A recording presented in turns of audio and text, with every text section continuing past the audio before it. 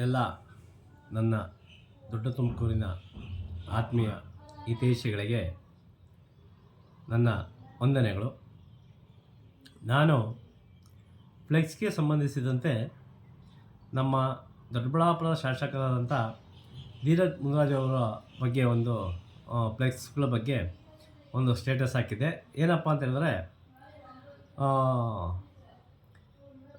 ಏನು D K Shivakumar ಅವರು ಹುಟ್ಟುಹಬ್ಬಕ್ಕೆ ಯಾರ ಹೆಸರು ಸೂಚಿಸಿ ಫ್ಲೆಕ್ಸ್ ಹಾಕ್ತಿರೋ ಅವರಿಗೆ ಫೈನ್ ಹಾಕುವುದು ಅಂತ ಹಾಕಿದ್ರು. ಅದನ್ನು ನಾನು ಇಲ್ಲಿ ಹಾಕಿದೆ.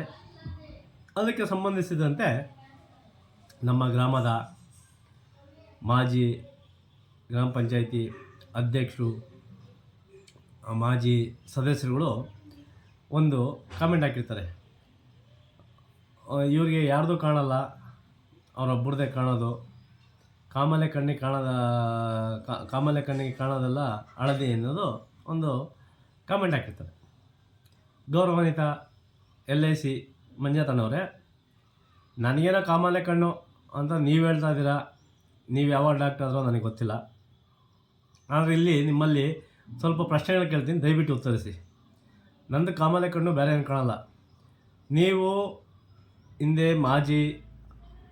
ಮಾಜಿ ಅಧ್ಯಕ್ಷರು, ಮಾಜಿ ಸದಸ್ಯರುಗಳಾಗಿದ್ದೀರಾ ಮತ್ತು ಮುಂದೆ ಗ್ರಾಮ ಪಂಚಾಯತಿ ಸದಸ್ಯರಾಗಿ ಆಯ್ಕೆಯಾಗಲು ಆಕಾಂಕ್ಷಿಗಳು ಸಹ ಆಗಿರ್ತೀರ.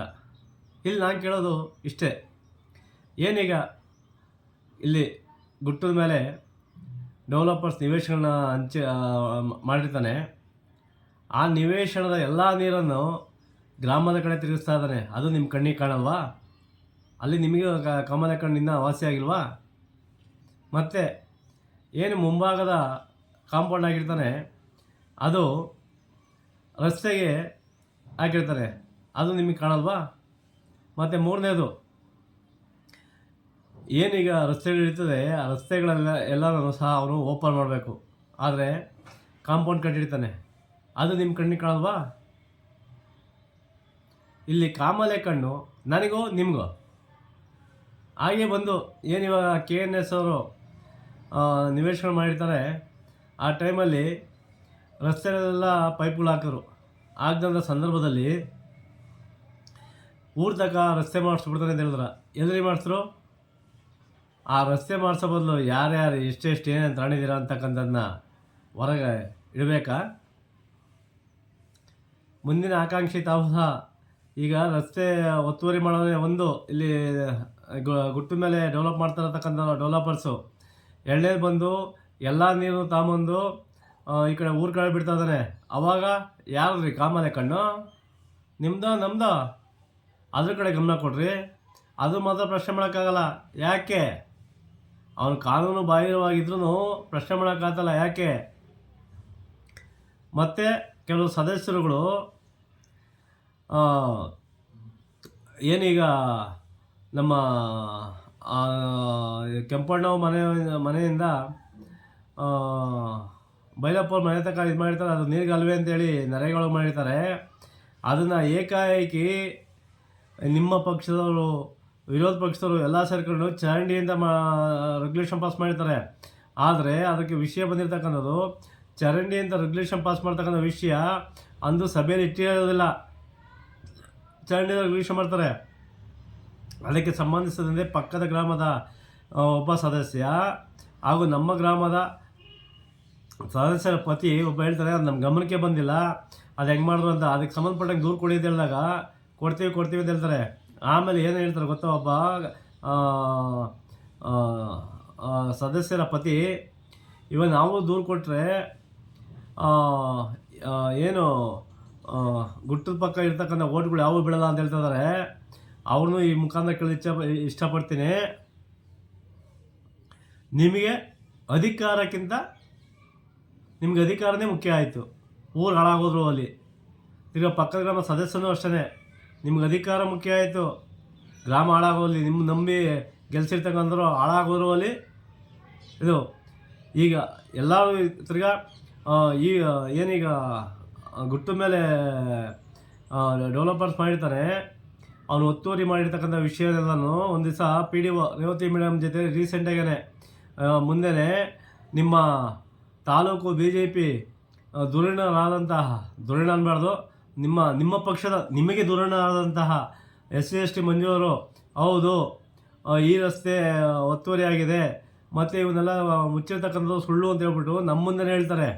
ಬಟ್ ಇವತ್ತು ಅದರಲ್ಲಿ 40% ಖಾತಾ ಮಾಡ್ತಾ ಇದ್ದಾರೆ. ಅದು ನಿಮಗೆ ಗೊತ್ತಿಲ್ವಾ? ಅವ್ನು ಏನು ಬೇಕಾದರೂ ಕಾನೂನು ಬಾಹಿರವಾಗಿ ಮಾಡಿದ್ರು ಮಾಡ್ಬೋದಾ? ಇದು ಪ್ರಶ್ನೆ ಮಾಡೋಕ್ಕೆ ನಿಮಗೆ ಯಾರಿಗೂ ಇದು ತಾಕತ್ತಿಲ್ವಾ? ಕಾಮಲೆ ಕಣ್ಣು ನನಗೋ ನಿಮಗೋ ಒಂದು ಸ್ವಲ್ಪ ಕಣ್ಬಿಟ್ಟು ನೋಡ್ರಿ. ನಿಮ್ಗಳಿಗೆ ಜನರ ಆರೋಗ್ಯ ಮತ್ತು ಹಿತಾಸಕ್ತಿಗಿಂತ ನಿಮ್ಮ ಅಧಿಕಾರನೇ ಮುಖ್ಯ. ಏನಿವತ್ತು ಜನಗಳ ಹಿತಾಸಕ್ತಿ ಆರೋಗ್ಯದ ಬಗ್ಗೆ ಒತ್ತು ಬಿಟ್ಟು ನನಗೆ ಅಧಿಕಾರನೇ ಬೇಕು ಅಂತ ಹೇಳ್ತಾ ಇದ್ದೀರಲ್ಲ, ಈ ಮಾತನ್ನು ಕೇಳ್ತಾ ಇದ್ದೀನಿ, ಬೇಜಾರು ಮಾಡ್ಕೊಂಬೇಡಿ. ನಾಳೆಯ ದಿನ ನಿಮ್ಮ ಅಧಿಕಾರಕ್ಕಾಗಿ ನಿಮ್ಮ ಕುಟುಂಬದ ಸದಸ್ಯರನ್ನು ಸಹ ಬಿಟ್ಟು ಅಧಿಕಾರ ಸ್ವೀಕರಿಸಲ್ಲ ಅನ್ನೋದಕ್ಕೆ ಏನು ರೀ ಗ್ಯಾರಂಟಿ? ಫಸ್ಟು ಏನು ನಾನು ಊರಿನ ಮುಖಂಡ ಅಂತಿರೋದ್ರಿ, ಊರಿನ ಮುಖಂಡ ಅನ್ಸುತ್ತೆ ಸಾಲದು. ಫಸ್ಟು ಊರು ಏನು ತೊಂದರೆ ಆಗ್ತದೆ ಅದನ್ನ ಪಾರು ಮಾಡೋಕೆ ಕಲೀರಿ. ಕಾಮಲೆ ಕಣ್ಣು ನಂದೋ ನಿಂದು ಸ್ವಲ್ಪ ಯೋಚನೆ ಮಾಡಿರಿ. ದಯವಿಟ್ಟು ಈ ಕಡೆ ಗಮನ ಕೊಡಿ. ಏನೀಗ ಕಾನೂನು ಬಾಹಿರವಾಗಿ ನೀರನ್ನ ಊರು ಕಡೆ ಬಿಡ್ತಾರೆ, ಅದೊಂದು, ರಸ್ತೆಗಳು ಮುಚ್ಚಿದ್ರೆ ಅದೊಂದು, ರಸ್ತೆ ಒತ್ತುವರಿ ಒಂದು, ಅದ್ರ ಬಗ್ಗೆ ಗಮನ ಹರಿಸಿ. ಏನು 40% ಸೈಟ್ ಈ ಖಾತಾ ಮಾಡಲು ಪಂಚಾಯಿತಿ ಬಂದಿರ್ತದೆ, ಅದನ್ನು ತಡೆ ಹಿಡಿದು ಫಸ್ಟು ಅಲ್ಲಿರ್ತಕ್ಕಂಥ ಸಮಸ್ಯೆ ಬಗೆಹರಿಸ್ರಿ. ಆಮೇಲೆ ಅಧಿಕಾರ ಸ್ವೀಕರಿಸಿರ. ಜನ ಇದ್ದರೆ ನಿಮ್ಗೆ ಅಧಿಕಾರ, ಜನ ಇಲ್ಲ ಅಂದರೆ ಅಧಿಕಾರ ಇಲ್ಲ ಕಣ್ರಿ. ಈ ಮಾತು ಎಲ್ಲರಿಗೂ ಅನ್ವಯಿಸುತ್ತದೆ, ಗ್ರಾಮ ಪಂಚಾಯಿತಿಯಿಂದ ಹಿಡಿದು ಲೋಕಸಭೆ ತನಕ ಎಲ್ಲರೂ. ಸ್ವಲ್ಪ ಏನೇ ಕಾಮೆಂಟ್ ಹಾಕ್ಬೇಕಾದ್ರು ತುಂಬ ಯೋಚನೆ ಮಾಡಿ ಹಾಕಿ, ಮನಸ್ಸಿಗೆ ಬಂದಂಗೆ ಹಾಕಕ್ಕೆ ಹೋಗಬೇಡಿ. ನಾವು ಎಲ್ಲರ ಥರನೂ ಅಲ್ಲ, ಅಣ್ಣ ಅಪ್ಪ ಅಂದ್ಕೊಂಡು ಬರೋರಲ್ಲ. ಕಾನೂನು ಏನಿದೆಯೋ ಅದನ್ನೇ ಮಾಡ್ತಕ್ಕಂಥವ್ನು ನಾನು. ಅರ್ಥ ಆಯ್ತರ ಮಂಜುನಾಥಣ್ಣವರೇ? ಫಸ್ಟಿಗೆ ಏನು ಸಮಸ್ಯೆ ಇದೆ ಅದನ್ನು ಬಗೆಹರಿಸಿ ನಂತರ ಅವ್ರಿಗೆ ಖಾತಾ ಮಾಡ್ಕೊಳ್ಳೋದು ಪಂಚಾಯತಿಗೆ ಹೇಳ್ರಿ, ನೋಡೋಣ. ನಿನ್ನ ಒಪ್ಕೊಂಡು ನಮ್ಮ ಊರಿನ ಒಬ್ಬ ನಾಯಕ ಅಂತ ಹೇಳ್ಬಿಡು.